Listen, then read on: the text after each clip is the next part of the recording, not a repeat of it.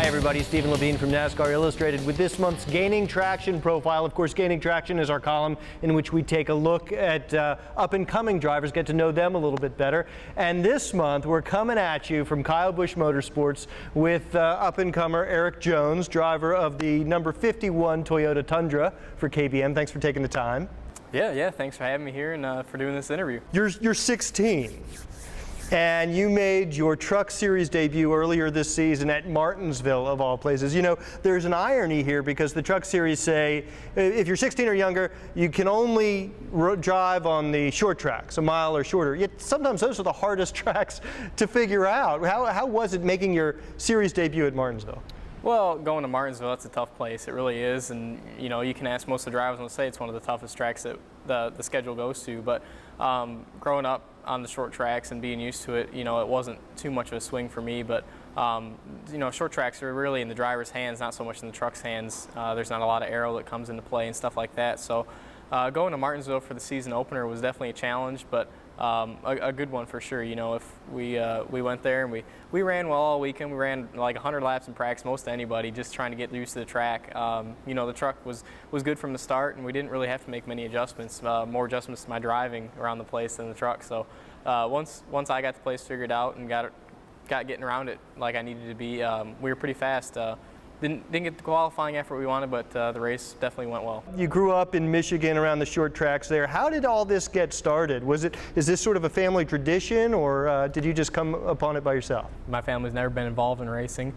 My grandpa was kind of a gearhead, you know, just working on cars, stuff like that. But when I was like 6 or 7 years old, I was playing T-ball at the time, and we had a friend in there that was playing with us, and he said, hey, you know, we're out racing these cars called quarter midgets, and you know, it's pretty fun. You guys come to a race, check it out.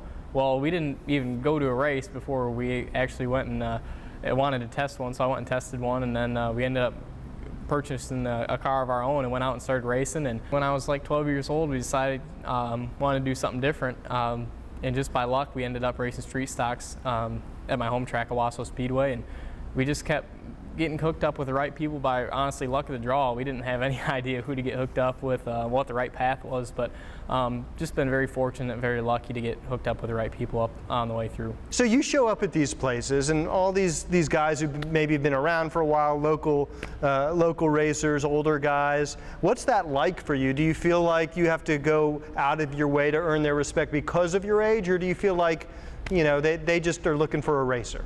Well, you know, I've always been really big on earning people's respect. I think it's just kind of the way I've been raised and the way my family is about earning respect from people, especially your elders. Especially when I was like 13 racing late models, I really went out and I tried to earn people's respect at first. And then the next year I got a little more aggressive, you know, I think I got a little bit of respect. Now we can start racing them harder. And by the time I was, you know, I'm 16 now, by this time I've been racing with these guys now for 3-4 years. So they've really, I think, started to respect me more and really gotten used to racing out there with a younger kid.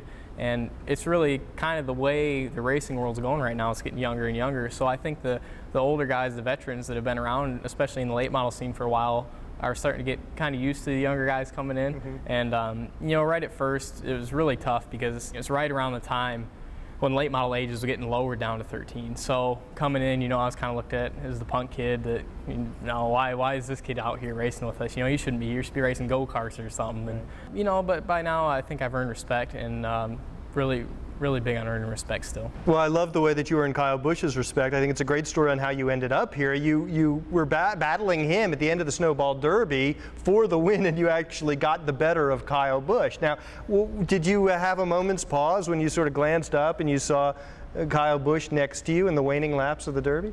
Well, you know, the Derby was a weird race. We had a good car all weekend, qualified 9th. We were up front most of the day, and it came down to the last stop, and we came out just behind Kyle. He went to the back and worked his way all the way up. Now he's leading the race again, and that's, you know, that's just the way Kyle is. It doesn't matter what happens during the race; he'll be there at the end. Right. So coming out behind Kyle was a little intimidating, especially being on the top side at Pensacola. You know, it's not necessarily known for being much of a two-groove racetrack, but there was a moment I remember going down the backstretch. I think we raced side by side for 10 or 15 laps. And maybe with like 10 to go, I kind of looked over and saw the little M claw on the door and thought, you know, racing Kyle Busch here at the Derby for the win. This is kind of cool. Yeah. And then I was like, all right, we got to get back to business now. And no, it was an awesome race. It was fun racing with Kyle. You know, any other guy I think might have wrecked us, especially at that race. It's really known for being one of those races where either you wreck them or you don't win. You know, so. Racing with Kyle, I knew he wasn't going to wreck us, but definitely raced hard, raced clean, and it was a fun race to the finish. You still live in Michigan, although obviously you travel a lot for your racing career. Do you feel like you've sort of traded in your childhood for a profession at an age when most kids are worrying about, you know, if they're going to get asked to the prom? Yeah, a little bit. You know, I've always said, or people around me always said, you know, I'm just a kid in an adult world, really. So, kind of been around it since the time I was 12 now. So, yeah, a little bit. I feel like I've traded in childhood for racing, but I really wouldn't have it any other way. I just, it's all I really want to do, just be at the racetrack.